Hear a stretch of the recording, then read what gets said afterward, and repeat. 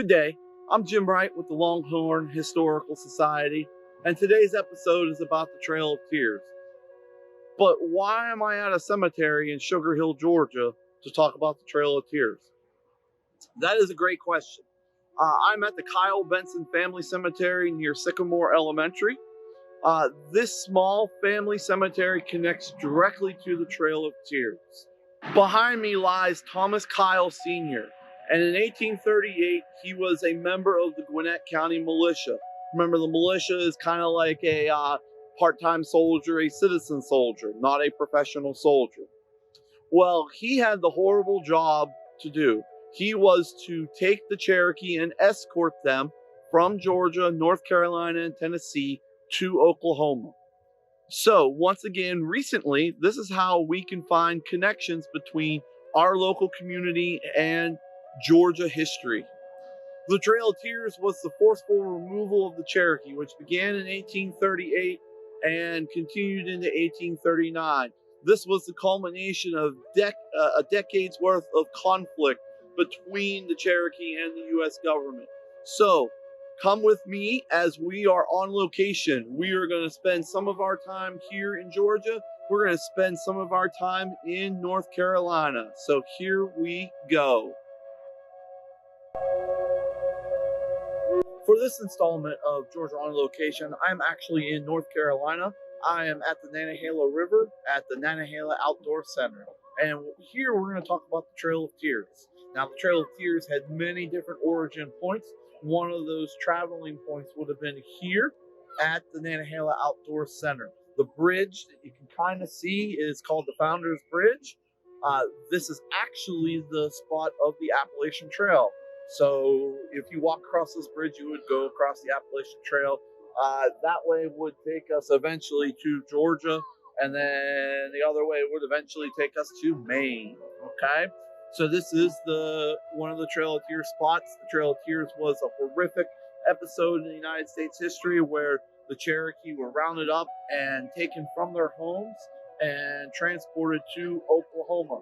About a third of the Cherokee died along the way from exposure, disease, and illness.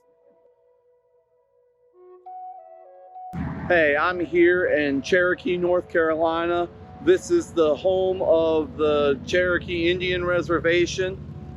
This is the home of the Eastern Band of the Cherokee. So what happened is when the Trail of Tears occurred, not all the Cherokee were removed from Georgia and the surrounding states of North Carolina and Tennessee. There was a group that stayed. They had signed a treaty saying that they could stay. They would later be called the Eastern Band of the Cherokee, and they would establish their home here, which is now called Cherokee, North Carolina. The Western Band of the Cherokee now hails in Oklahoma. Before we conclude today's episode of Georgia on Location, I wanted to give a quick thank you out to Brandon Hembry, the mayor of Sugar Hill, for an article he wrote back in 2018. This article provided a lot of the information that I used to talk about Sugar Hill and its connection to the Trail of Tears. I will post a link in the comments section of this so that you could look at that link a little bit further. The Trail of Tears is the end result of many years of litigation between the state of Georgia and the United States government.